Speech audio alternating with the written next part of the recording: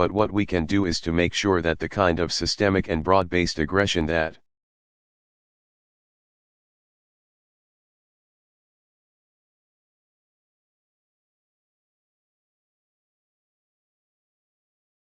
we've seen out of ISIL that terrorizes primarily Muslims, Shia, Sunni terrorizes Kurds.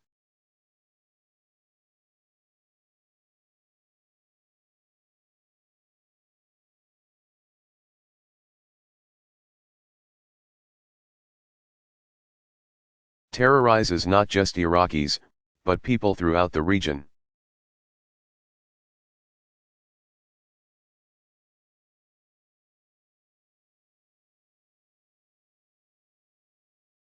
That is degraded to the point where it is no longer the kind of factor that we've seen it being over the last several months.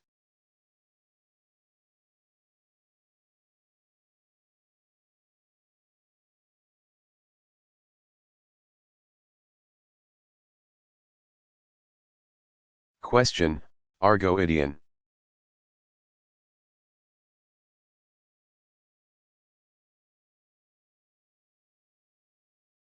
Estonian daily newspaper, Postimees. My question is also for both presidents.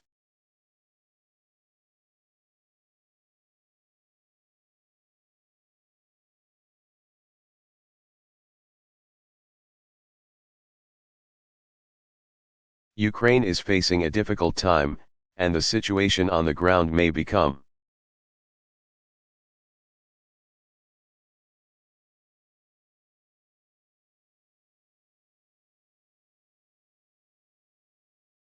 even more complicated in the run-up to the parliamentary elections there in October.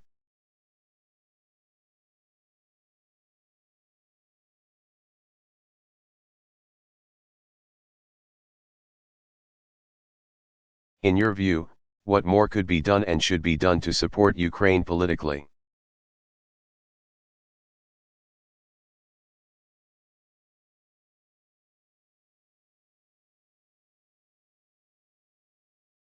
Economically, and also from a security point of view?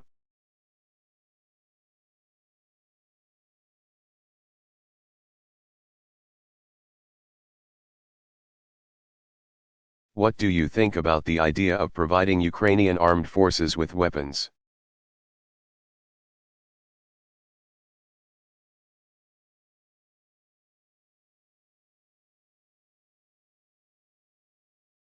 To counter Russia's attack in the east of the country more effectively? Thank you.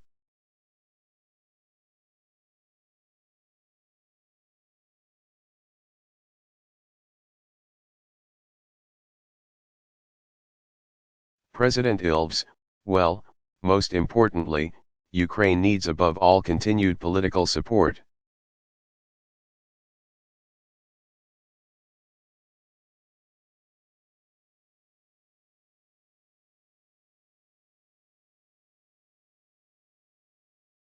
And from that support comes decisions that involve everything else: economic aid,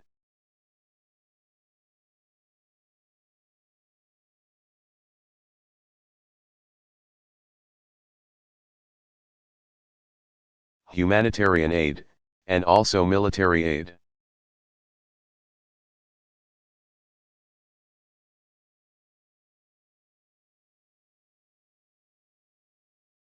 And from that come also decisions on equipment.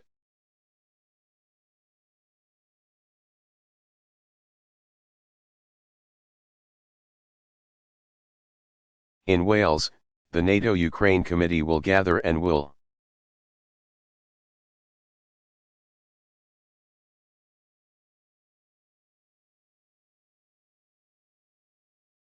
decide how to increase NATO defense cooperation with Ukraine.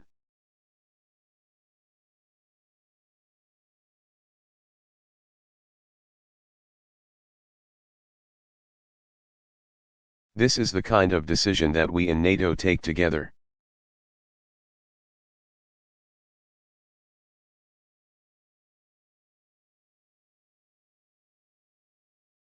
On the humanitarian side,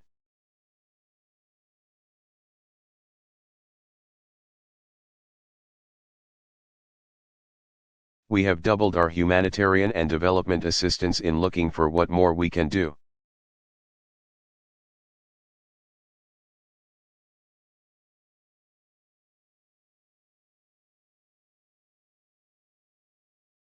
We have already brought wounded, seriously wounded Ukrainian soldiers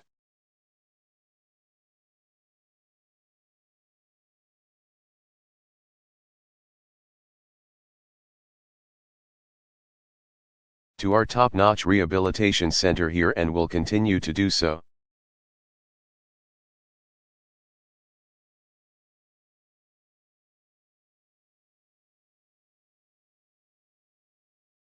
That is certainly one thing that is we know the Ukrainians lack that and we have it at a superbly high level.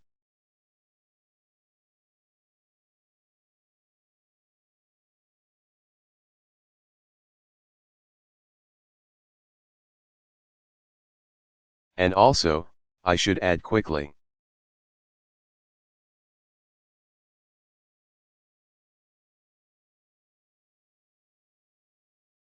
that with the assistance with the United States and the Walter Reed Hospital that we have this here.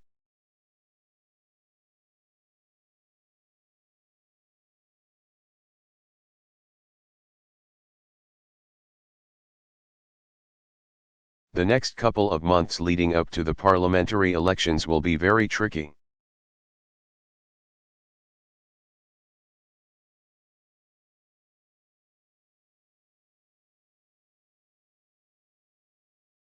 Russia, I predict, will do everything in its power to undermine the elections.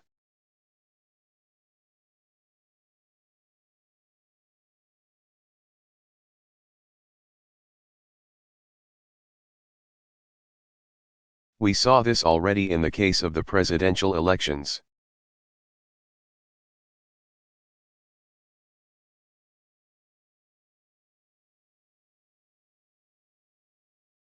It will try to destabilize the government in Kiev, and to keep Ukraine forces from regaining.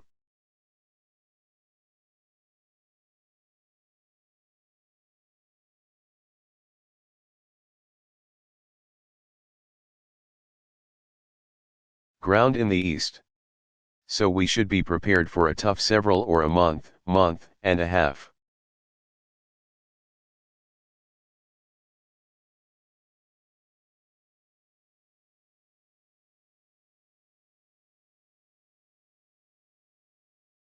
The next government, of course, that will be then will have the full legitimacy.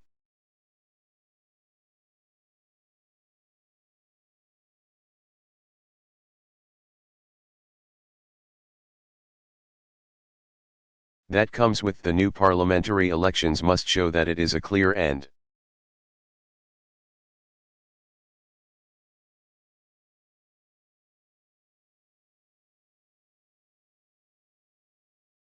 Better alternative to the one that the people of Ukraine ousted half a year ago.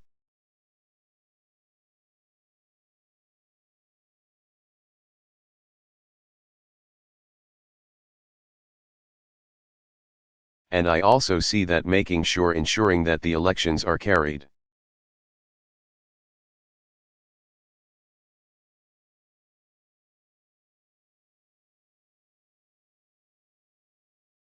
Out in a free and fair manner will be a topmost priority for us, for the OSCE.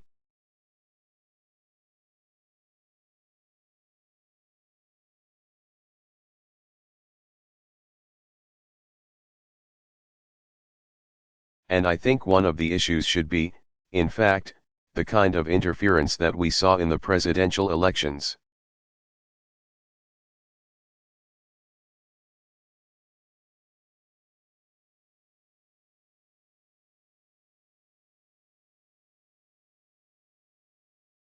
That not be allowed or be fully addressed and recognized by the monitoring of the elections.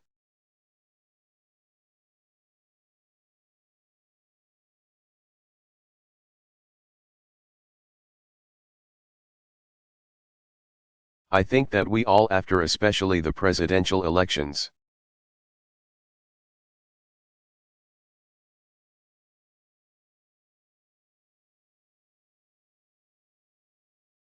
We all know what the Russian forces can do to disrupt the democratic process.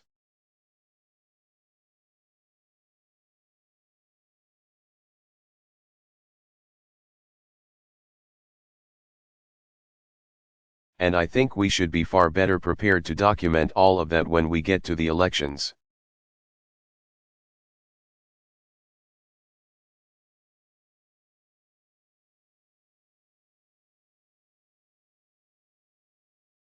President Obama, political support is absolutely vital.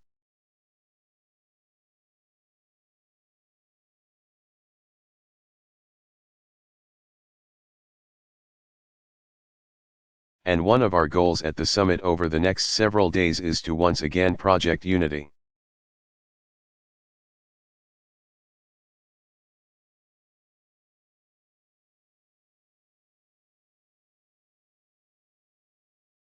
Across NATO on behalf of Ukraine's efforts to maintain its sovereignty and territorial integrity.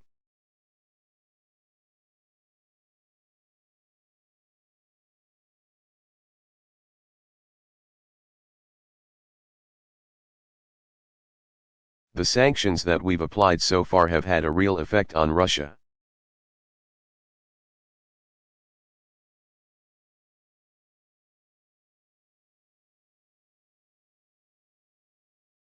And I think it's important for us to continue to impose costs on.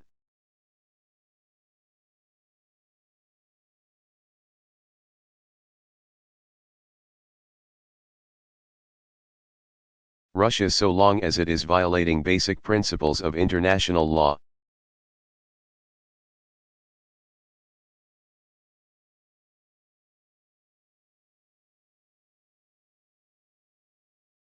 And so far at least we've been able to combine efforts between Europe and the United States and some of our allies around the world.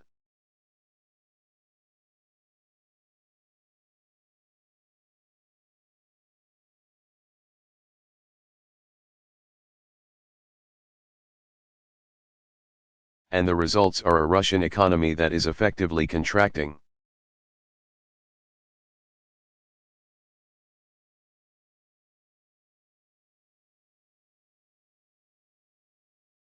Capital flight putting a burden on the Russian economy that at the moment may be overridden by politics.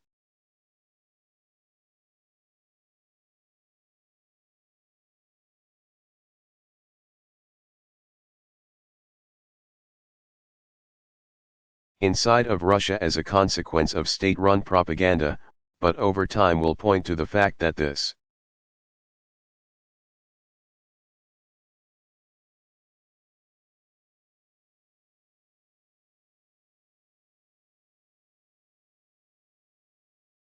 is a strategy that's not serving Russia well, in addition to not serving Ukraine, obviously, well.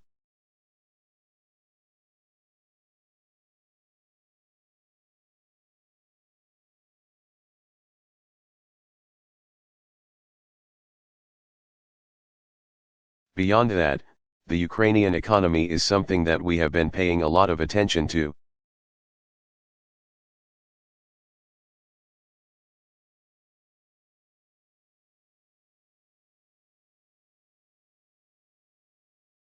We helped work with the IMF to ensure that Ukraine had the resources to get through some of the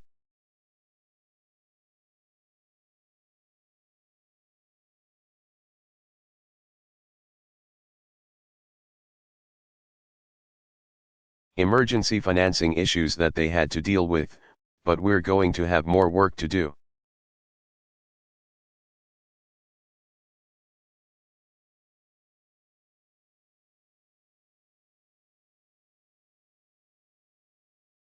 The military efforts that have been required to deal with Russian-financed, Russian-armed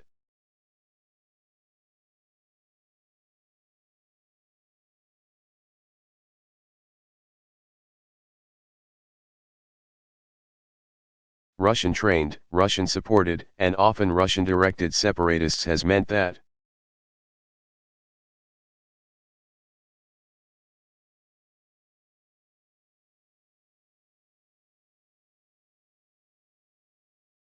has meant a drain on the Ukrainian economy, not to mention the fact that you have major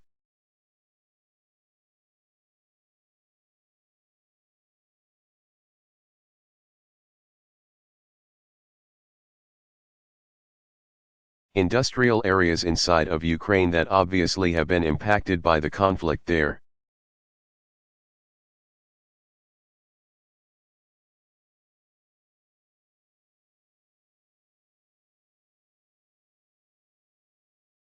So we're going to have to make sure that the international community stands behind the Ukrainian economy in the short term.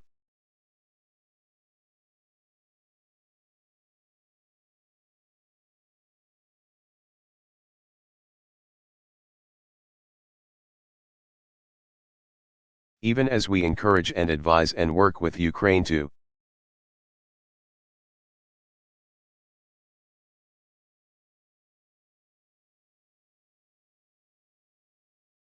carry out some of the basic reforms that are going to be required in order for them to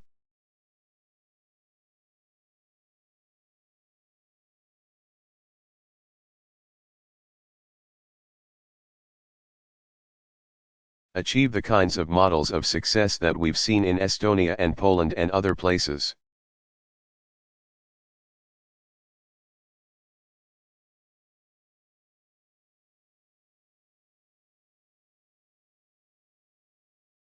And that's a tough road to hoe. It took a couple of decades for some of the countries who are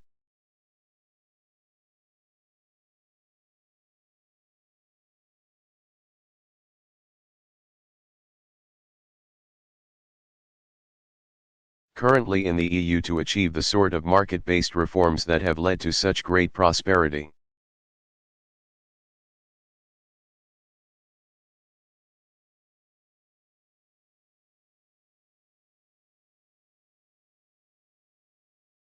Ukraine is not going to be able to do that overnight.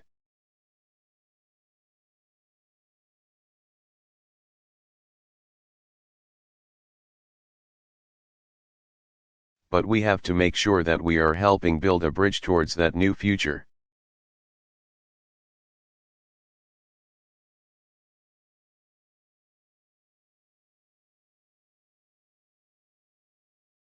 And if we combine those efforts with a commitment to continuing the NATO-Ukraine military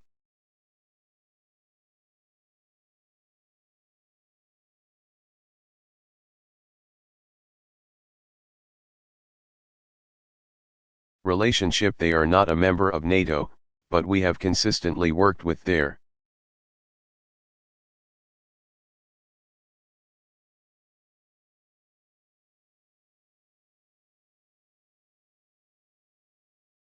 military in terms of training and support, then I think that not only will Ukraine feel that in words we are behind them,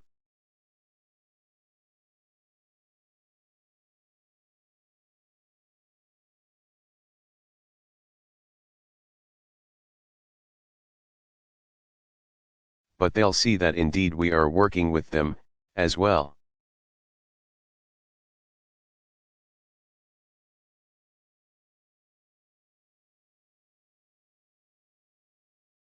Steve Holland of Reuters.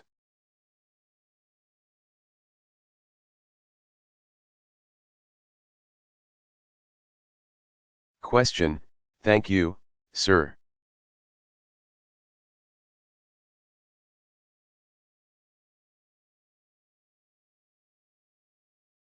Just following up on, and will you have this military?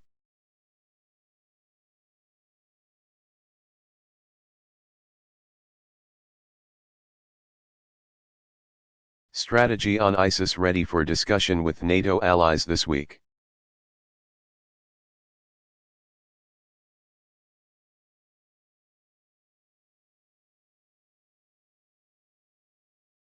And in your view, what should NATO be prepared to do to take on Islamic State?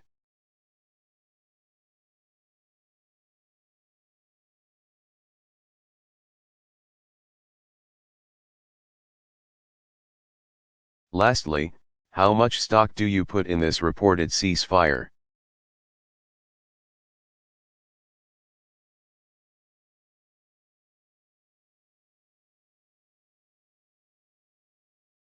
Between Ukraine and Russia? How do you assess Putin's motives?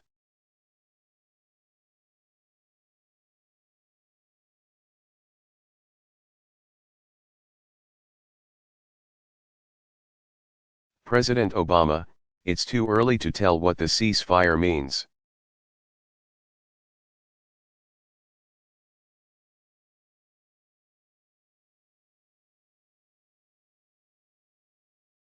We haven't seen any details, we've just seen a couple of wire reports.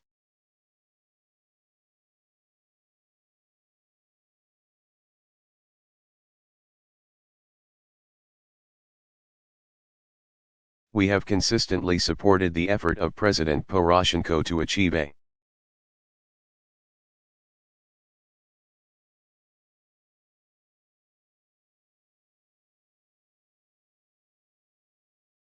meaningful ceasefire that could lead to a political settlement of the conflict.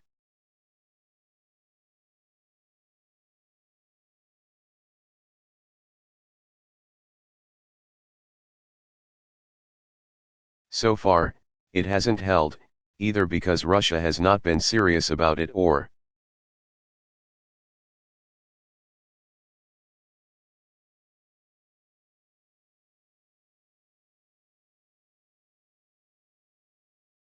has pretended that it's not controlling the separatists, and the separatists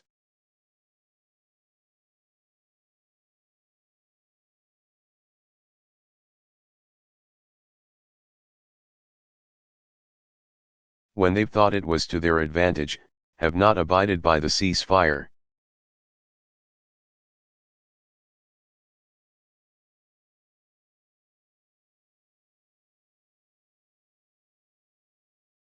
So we haven't seen a lot of follow-up on so-called announced ceasefires.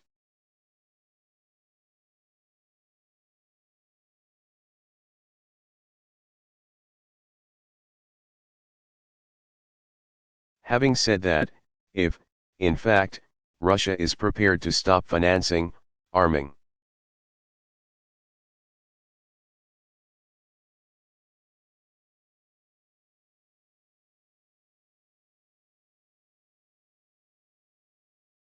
training, in many cases joining with Russian troops' activities in Ukraine,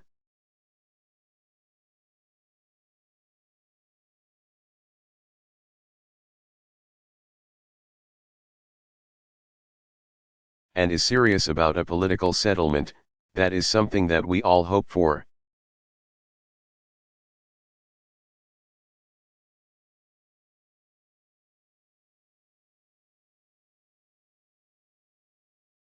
I've said consistently our preference is a strong, productive, cooperative Russia.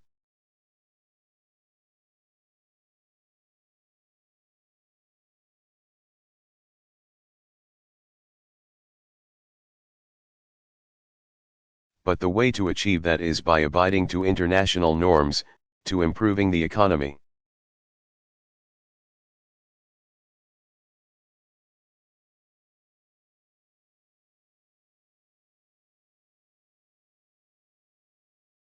To focusing on how they can actually produce goods and services.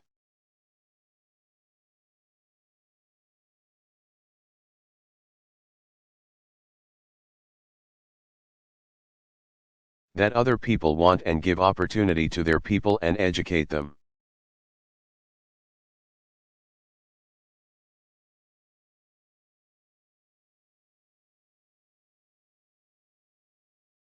That's not the path that they've been pursuing over the last several years.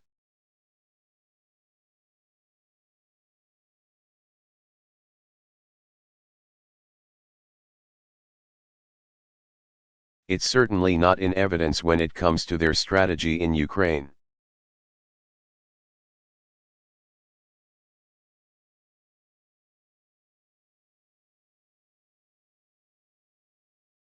I'll leave it up to others to interpret Mr.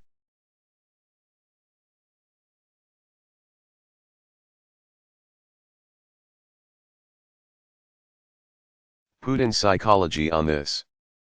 But in terms of actions, what we've seen is aggression and appeals to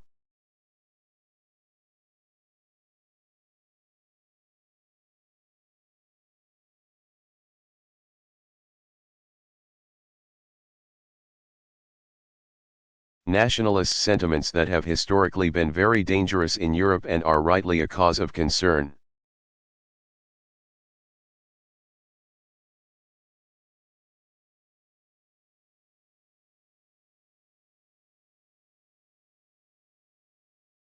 So there's an opportunity here.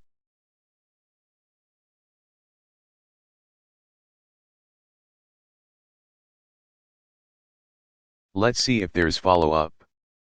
In my discussions with President Poroshenko, I've consistently said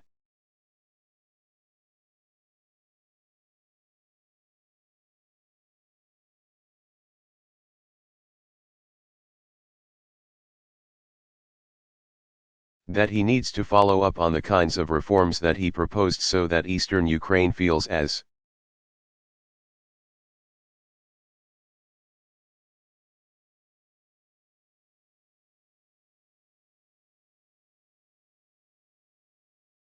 if it is fairly represented and that Russian language speakers are protected against discrimination.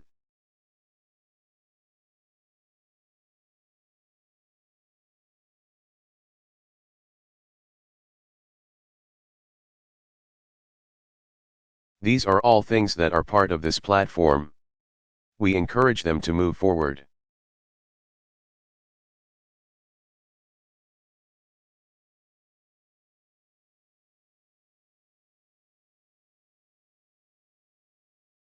But no realistic political settlement can be achieved if effectively Russia says we are going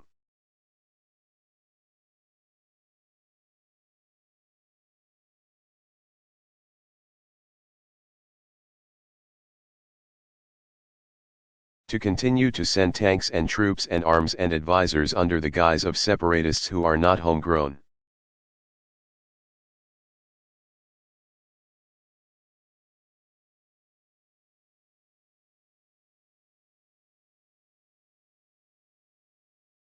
And the only possible settlement is if Ukraine cedes its territory or its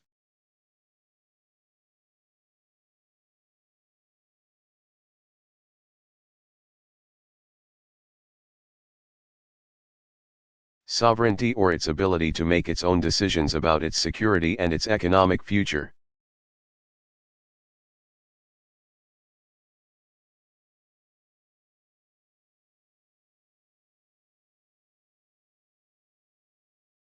With respect to Iraq, we will be discussing this topic.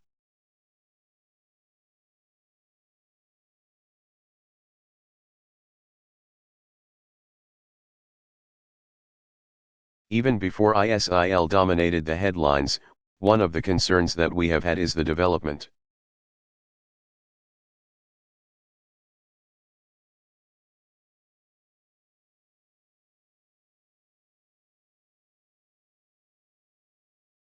of terrorist networks and organizations, separate and apart from Al-Qaeda.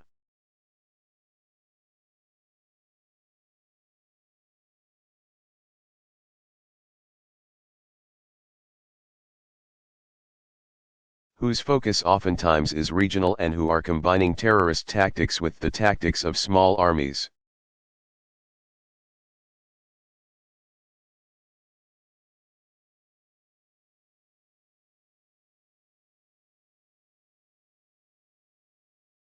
And we've seen ISIS to be the first one that has broken through.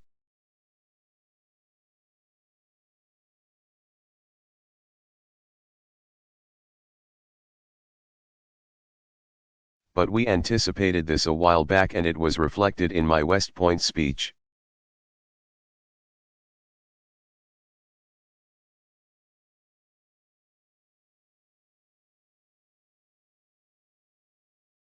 So one of our goals is to get NATO to work with us to help create the kinds of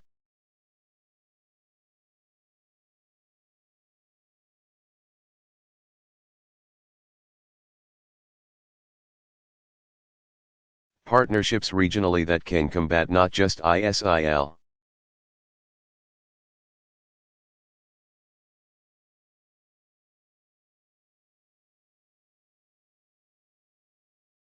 but these kinds of networks as they arise and potentially destabilize allies and partners of ours in the region.